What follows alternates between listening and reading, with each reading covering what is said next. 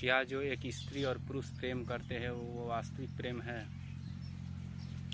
क्या वो वास्तविक प्रेम हो सकता है कि सिर्फ अपने इच्छाओं, वासनाओं और समाज के बनाए गए नियमों का पालन कर? क्या ऐसा संभव है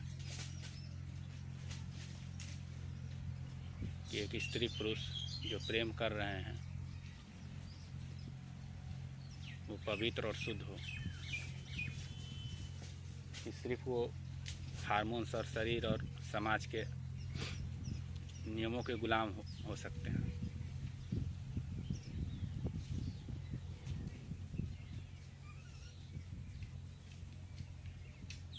देखो, लगभग सभी तो ऐसे ही हैं। शायद कोई कोई ऐसा हो सकता है, संभव है। देखो कैसे संभव है। अगर एक पति स्वयं को पति न माने और एक पत्नी स्वयं को पत्नी न माने, अगर एक पति को इस बात का बोध है कि वो शरीर नहीं है, वो इंद्रियां नहीं है, वो मन नहीं है, और जो कुछ भी है बस मैं ही हूँ, शुद्ध चैतन जहाँ सिर्फ होता है ना। अगर वो बोध की उस शांति में है, उस अवस्था में है जहाँ उसका कोई भी चुनाव व निर्णय नहीं है, वो सिर्फ दृष्टा है, देखता है खुद में होने का। और स्त्री भी ठीक ऐसी ही है। अगर स्त्री भी ऐसी ही है, उसकी भी चेतना शरीर भाव, मन भाव, बुद्धि भाव, तर्क भाव, और ये कौन कौन से भाव होते हैं? बहुत सारे। समझना, अर्थ शब्दों के पीछे मत पड़ जाना, जो बोल रहा हूँ उसको देखो, समझे कि नहीं? ये भाव अभाव से मुक्त होकर उस सत्य में स्थिर है। अगर उस स्त्री की भी चेतना वहाँ स्थिर है, जब दोनों मिलते हैं तो वहाँ क्या होता है? अगर वहाँ से ऊपर है, वहाँ कुछ भी नहीं होता, ना स्त्री होती है और ना पुरुष होता है, वहाँ वही होता है।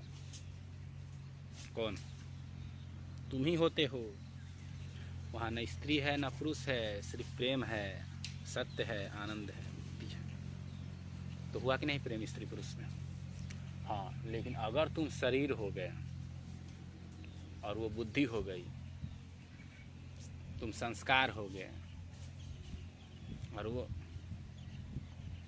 प्रवृत्ति हो गई, तो यहाँ पर प्रेम वो नहीं है, वो सिर्फ विकल्प है, मजबूरियाँ हैं, समझौता है।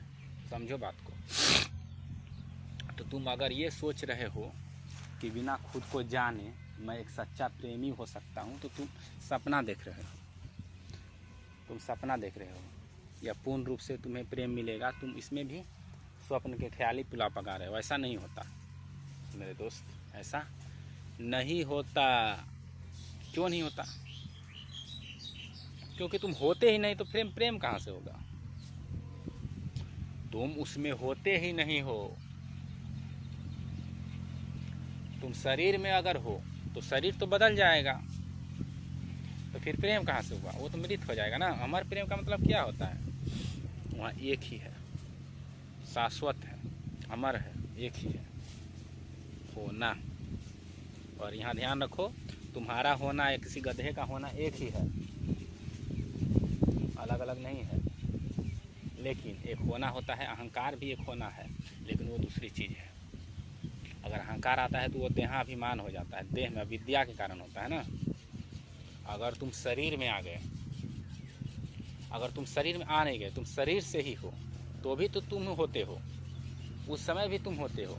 लेकिन ये होना अहम है, अहंकार है। लेकिन तुम अगर चेतना में हो तो भी तुम होते हो, लेकिन वो होना पारलौकिक है ना, शुद्ध चैतन, समझ सकते। तो वहाँ पर एक स्त्री पुरुष में भी सच्चा प्रेम होता है।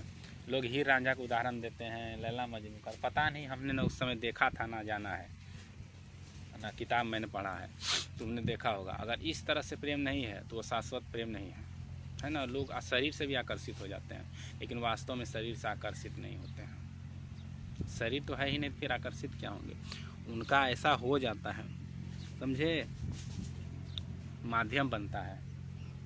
शरीर तो सिर्फ माध्यम है प्रेम करने का, प्रेम वहाँ थोड़े होता है। शरीर सिर्फ माध्यम है, मैंने बार बार तुम्हें बताया है। शरीर सिर्फ माध्यम है, खिड़की है। इस खिड़की से कौन देख रहा है? तुम ही देख रहे हो। और सामने जो स्त्री बैठी है उसके शरीर से भी कौन देख रहा है? पुरुष बैठा है उसके शरीर से भी कौन देख रहा है? तुम ही देख रहे हो। वहाँ एक ही है, दूसरा नहीं है। तो वो प्रेम परम पवित्र है। जैसे राधा में कृष्ण और कृष्ण में राधा, तुमने सुना है नहीं चुटकुला? प्रेम। तो ये समझो इसका मतलब यही है। वहाँ ऐसा कुछ नहीं होता है कि कृष्ण में राधा घुस गई, प्रवेश हो गए, और राधा में कृष्ण हो गए। ऐसा नहीं होता है। वो प्रेम ऐसा सुंदर होता है। वहाँ जुदाई जैसी या मिलन जैसी कोई चीज़ होती ही नहीं है कि मेरे पति जी दूर हैं, मेरे पत्नी जी दूर हैं। जो शरीर भोगी है उसके लिए जुदाई और मिलन होता है।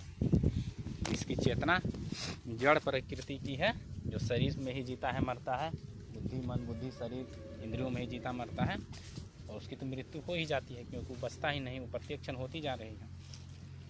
तो उसके लिए जुदाई और मिलन शब्द ठीक है, लेकिन उस परम चेतना के लिए नहीं है। तो अगर तुम्हें लड़की से प्रेम है, लड़का से प्रेम है, तो बहुत सुंदर है, इसमें कुछ भी बुराई नहीं है। लेकिन अगर उसके चेहरे से, उसके शरीर से, उसमें योजना है, उसमें स्वार्थ है, उसमें तुम्हारी ये है, तो तुम्हें कुछ भी नहीं होने वाला है। बस तुम इंतज़ार करो। ऐसे तुम पल भर मर रहे हो, बस तुम इंतज़ार करो जल्द से जल्द कब्र में जाने के लिए, है ना। तुम्हारी पत्नी कुछ और योजना बनाएगी, तुम कुछ और योजना बनाओगे, और ना ही पत्नी है और ना ही पति है, क्योंकि ये तो सिर्फ शब्द हैं। दोनों समय के साथ मिट जाएंगे। और जीवन का अनुभव तो तुम जानते ही हो कितना भयानक है। अगर तुम मुक्त नहीं हो तो प्रत्येक पल तुम मृत ही हो रहे हो, और लास्ट में एक भयानक मृत्यु भी पड़ी है जिसके साथ तुम मानते हो कि तुम मर जाओगे। नहीं तो तुम्हारी मृत्यु हो ही जाएगी, क्योंकि तुम शरीर समझते हो, शरीर हो। इसलिए तुम्हें जल्द से जल्द वहाँ स्थापित होना होगा अपने स्वरूप में। तुम्हारा स्वरूप क्या है? वो शुद्ध चैतन्य, जहाँ कुछ भी नहीं है और जहाँ सब कुछ है। तुम सब में हो और सब कुछ तुम में है। बस एक ही है ना, बस वो है, एक ही है। वो सब में है और सब कुछ उसमें है, और वो एक ही है, और वो सिर्फ है। हम नहीं है भी बोल सकते हैं, लेकिन नहीं है नहीं बोल सकते हैं, क्योंकि है। तो इस तरह से वो सिर्फ होता है। इस तरह से स्त्री पुरुष में भी जो प्रेम है वो पवित्र हो सकता है। समझे कि नहीं? तो तुम खुद के रिश्तों को देखो कि वहाँ क्या है। क्या तुम शरीर से आनंदित होने के लिए ऐसा हो, या कुछ ऐसा है?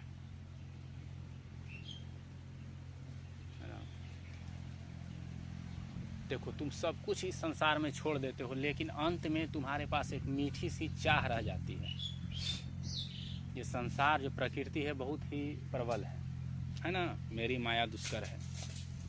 तो वैसे ही समझो, तुम्हें सब कुछ छोड़ देते हो, सब कुछ छोड़ देते हो, लेकिन कुछ एक मीठी सी, एक छोटी सी चाह रह जाती है अंदर। उसी अस्तित्व के कारण जीव धरती पर विद्यमान रहता है, और उस छोटी सी चाह, समझे कि नहीं, वो तुम्हें माया में फंसाने के लिए पर्याप्त है। वो छोटी सी दिखती नहीं है, महान ज्ञानियों को भी उसका पकड़ नहीं पाते हैं। समझे कि नहीं? तो ठीक है, स्त्री पुरुष में कोई घृणा नफरत का बात नहीं है। बस तुम इस पॉइंट को समझो कि एक जो स्त्री सामने बैठी है वो स्त्री नहीं है, और जो सामने पुरुष बैठा है पुरुष नहीं है। वो दोनों एक शुद्ध चैतन्य है, बोध स्वरूप, और वहाँ पर सिर्फ बोध ही है, वहाँ कुछ भी नहीं है। लेकिन एक दूसरे को गले लगाने से ऐसा लगता है कि कुछ स्पष्ट हो रहा है। ऐसा नहीं होता, वो माया है, वही सूक्ष्म माया है। समझे कि नहीं? लगता है ना कि तुम वहाँ हो और एक स्त्री वहाँ है, तुम्हारा पत्नी परिवार जिसके तुम्हारा प्रेमी वहाँ है और तुम यहाँ हो, तुम सोचते हो नज़दीक आने से और ज़्यादा आनंद मिल रहा है, वही सूक्ष्म माया है। समझे कि नहीं? तुम सत्य में स्थापित हो, तुम सत्य में स्थापित हो, फिर भी तुम्हें इस बात का बोध होता है हल्का हल्का कि जब मैं नज़दीक जाता हूँ तो मुझे उससे ज़्यादा आनंद महसूस होता है। लेकिन ऐसा होता नहीं, वो सूक्ष्म अविद्या के कारण ही तुम्हारे साथ ऐसा होता है। बस उसको समझो, फिर तुम हमेशा उस चैतन्य स्वरूप में लीन हो, मस्त हो, मौला हो, आनंदित हो। समझे कि नहीं?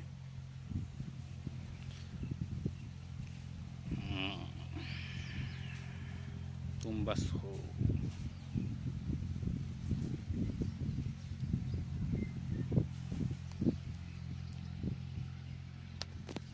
किसी चीज़ से स्वयं को जोड़ो नहीं। देखना, बार बार तुम जुड़ जाओगे, बार बार तुम जुड़ जाओगे, क्योंकि तुम्हें कंडीशन किया गया है ना, तुम्हें संस्कारित किया गया है ना।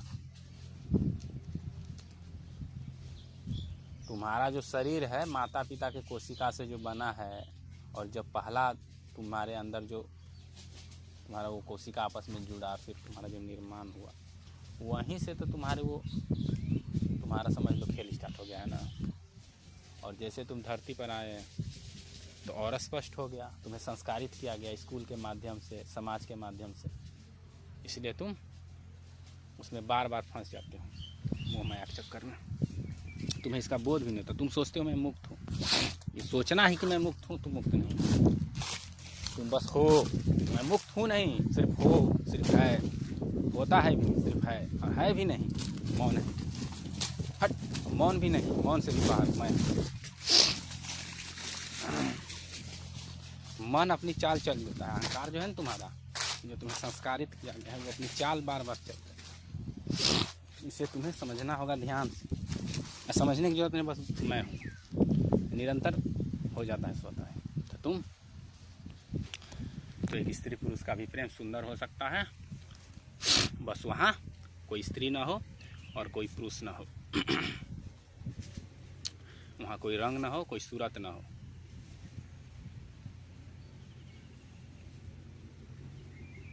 वहाँ किसी तरह का आकर्षण ना हो, किसी तरह की मादकता ना हो।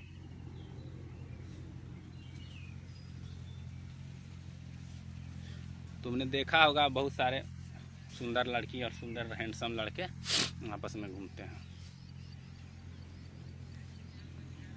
किसी को काना लड़की के साथ घूमने दे, तुमने देखा है? शायद देखा होगा कभी कभी, या काना लड़के के साथ। कोई नहीं चाहता है। समझे कि नहीं? वो उतना आसान नहीं है वो सत्य प्रेम, वो प्रेम उतना आसान नहीं है कि सिर्फ प्रेम हो। इसमें बहुत सारी योजनाएं होती हैं।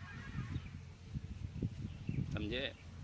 एक सुंदर लड़की एक सुंदर पुरुष से आकर्षित होकर, सुंदर लड़की और सुंदर पुरुष से आकर्षित होकर तुम ये कल्पना पुलाव पुकाने लगते हो कि मैं मस्त ना निकलबू लोग हो, तूर लिया लोग आम। अब हम देखा तो नहीं बैठ के तुड़ा ताके नहीं तुड़ा बिन ला लोग निकला लोग, कोई रहा कोई तुरित पता चले तो समझे कि नहीं? तो यही सुंदरता है, यही प्रेम है। स्त्री से प्रेम करना है करो, उसमें कोई गलत नहीं है। पुरुष से प्रेम करना है उसमें भी करो, कोई दिक्कत नहीं है। पक्षी से करना है, जीव से करना है, किसी से भी करो, उसमें कोई दिक्कत नहीं है। बस सब सहज होने दो, वहाँ तुम मत रहो, तुम्हारा वो बोध होना चाहिए। और जब बोध होगा तो तुम्हें किसी से सिर्फ वो चैतन्य होगा। जब तुम होगे सिर्फ मैं हूँ, उस समय न किसी स्त्री से प्रेम होगा न पुरुष से प्रेम होगा, सब कुछ सहज होगा।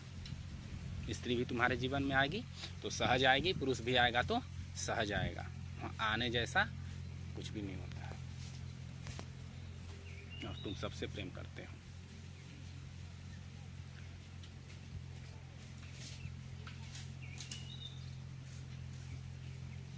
तुम्हारे पास तुम्हें निर्णय लेने की कोई ज़रूरत नहीं है, प्रकृति अपना स्वयं कर्म करती है।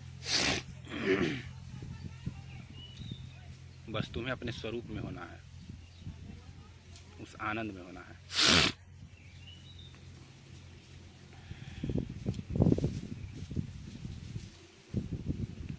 और जब तुम्हें इस आनंद का लत लग जाएगा, उस संस्कार से तुम निकलकर खुद में स्थापित हो जाओगे, तो कुछ भी नहीं बचेगी। न स्त्री सुख, न पुरुष सुख, न किसी पदार्थ से इंद्रियां का सुख, सभी तुच्छ होंगे, तुच्छ। तुम सबके स्वामी हो। विषयों को विष के समान त्याग दो, है ना। इंद्रियों से जो बोध होता है उसको तुच्छ समझो, क्षुद्र समझो। तुच्छ क्षुद्र का इसका मतलब नहीं, छोड़ दो। बस तुम्हारे होने में जितना आनंद सुख है, उसके सामने ये तुच्छ से भी तुच्छ है, इनकी कोई अस्तित्व नहीं है। क्योंकि वो जो इंद्रियां से बोध होता है वो तुम्हारे होने से ही होता है, और वो इंद्रियां का बोध नहीं हो, तुम्हारा ही बोध है।